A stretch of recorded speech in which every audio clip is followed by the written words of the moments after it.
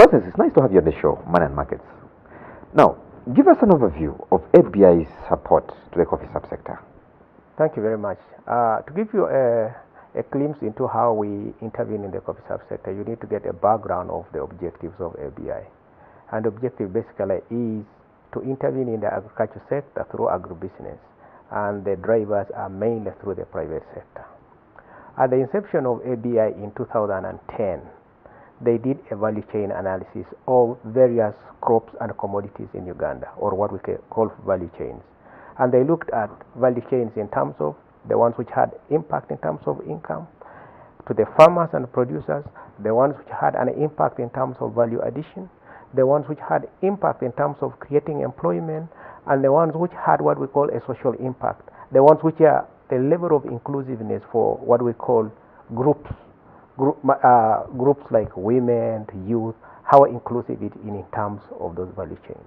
So eventually when they did that value chain analysis, coffee became one of the key drivers. Now, you will also realize that our approach in terms of agribusiness,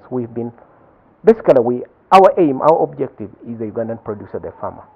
So our approach in agribusiness is that we start from the market. We don't start from the farmer, we start from the end market. And said, what are the imperfections? What are the constraints that we have in the coffee market? Now we assess that and then we work backwards. And then all of a sudden, when you do that, you realize that there are people who act along the chain and the people who are able to influence the coffee production process along the chain. When we did that, we found that for farmers to be effective, they need to have access to the market.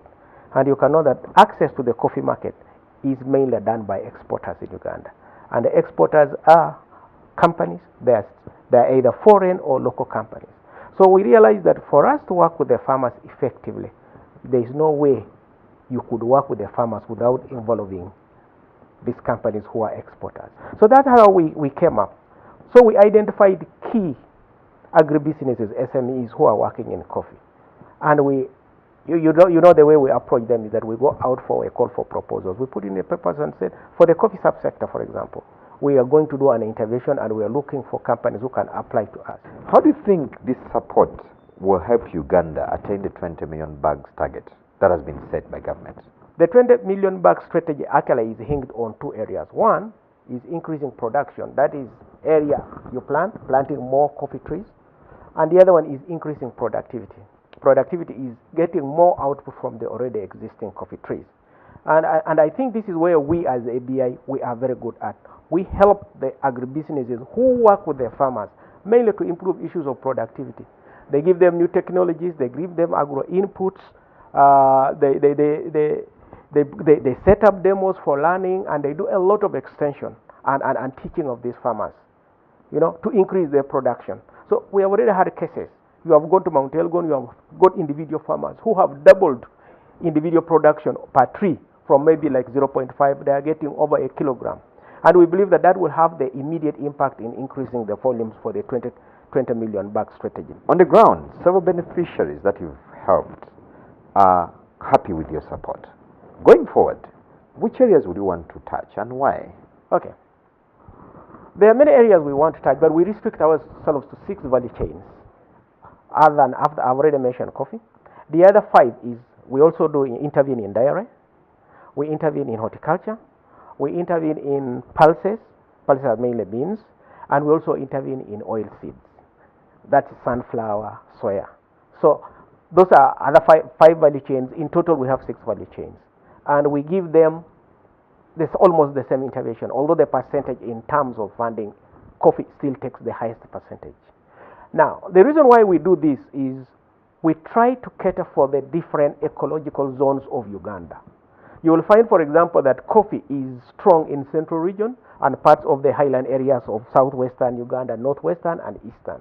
But then you have areas like south mid the Kata corridor. How would you intervene there? That's why we have there. That caters for parts of central Uganda and parts of mainly southwestern Uganda.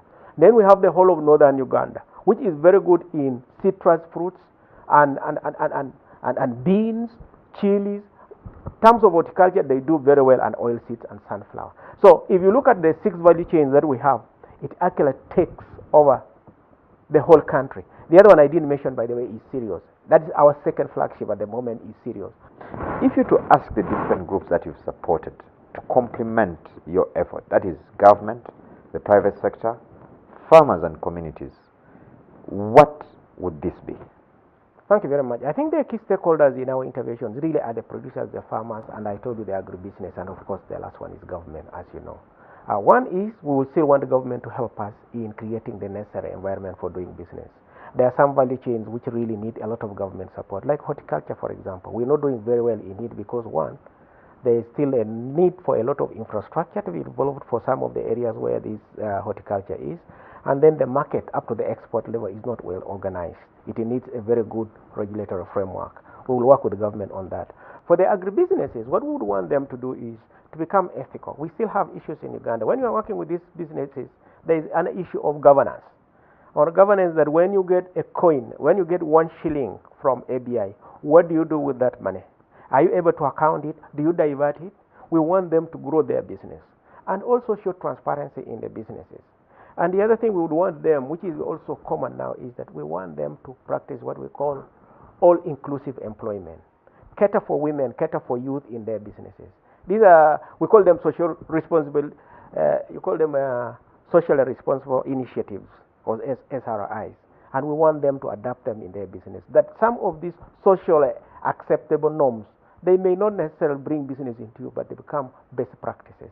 That's what we want them to do. That for every coin that you use, please use it to make it inclusive, but also ensure that you grow the business. Now, and also don't divert the funds. You know, donor money is coming, but donor money will not be there forever. Yeah. Thank you very much. Yes, thank Nice you. talking to you. Oh, nice talking to you. Pleasure.